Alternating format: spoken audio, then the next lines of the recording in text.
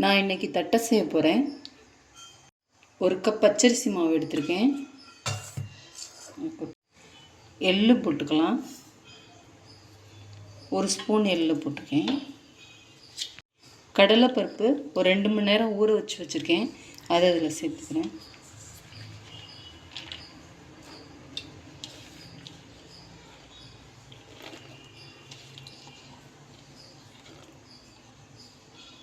தண்ணி இல்லாமல் அந்த கடலைப்பருப்பு மட்டும் சேர்த்துக்குங்க.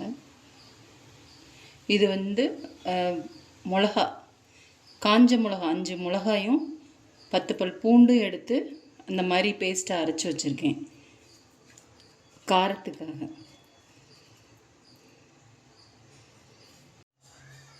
ஒரு 1/2 ஸ்பூனுக்கு ஜீரகம், கருவேப்பிலையை இந்த மாதிரி பிச்சு போட்டுக்கணும். அப்போ தான் சாப்பிடையில நல்ல வாசனை இருக்கும்.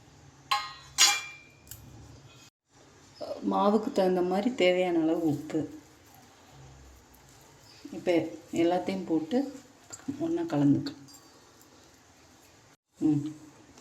இப்போ இதை நல்லா ஃபஸ்ட்டு மிக்ஸ் பண்ணிவிட்டு அப்புறம் தண்ணி ஊற்றிக்கலாம்.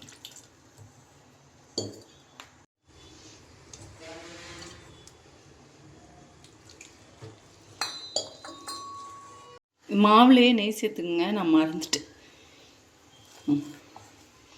இல்லைன்னா எண்ணெய் காய்ச்சி அதை கூட சேர்த்துக்கலாம். இந்த மாதிரி பிணைஞ்சு வச்சுக்கோங்க. நம்ம உருட்டி அதை ப்ரெஸ் பண்ணி எடுக்கையில் அது நல்லா நீட்டாக ரவுண்ட் ஷேப்பில் வரணும். அந்தளவுக்கு நல்லா இந்த மாதிரி பிணைஞ்சு வச்சுக்கோங்க, நல்லா சாஃப்டாக.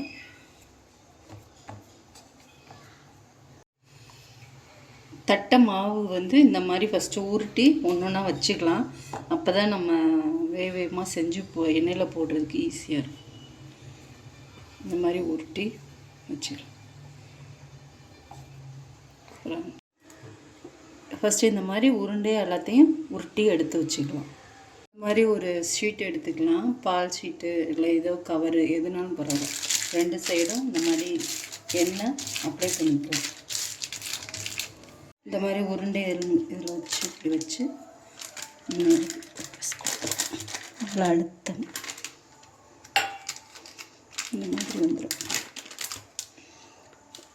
இப்போ நார்மலாக நம்ம பொரிக்கையில் நல்லா கிறிஸ்பியாக வந்துட்டால் பரவாயில்ல. சிலருக்கு நடுவில் கிறிஸ்பி ஆகாமல் சில இடங்களில் இருக்கும். அதுக்கு என்ன செய்யணும்னா இந்த மாதிரி தேய்ச்சி வச்சுக்கோங்க.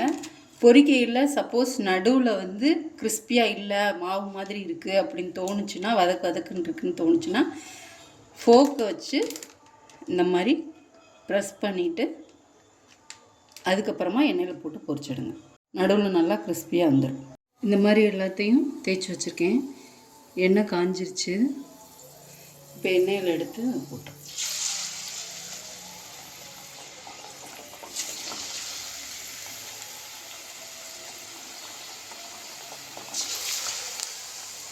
மீடியம் ஃப்ளேமில் வச்சுட்டு போடுங்க, அப்படின்னா அது சீக்கிரம் கருகிடும்.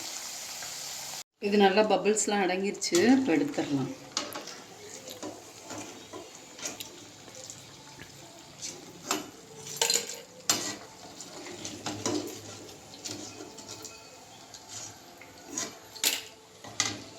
இந்த மாதிரி நல்லா ஃபுல் பபிள்ஸும் அடங்கி நல்ல பொறுமையாக அதை நல்லா செவக்க விட்டு எடுங்க. நல்லா கிறிஸ்பாக இருக்கும். நீங்களும் வீட்டில் செஞ்சு பாருங்கள். லைக் பண்ணுங்கள், சப்ஸ்கிரைப் பண்ணுங்கள்.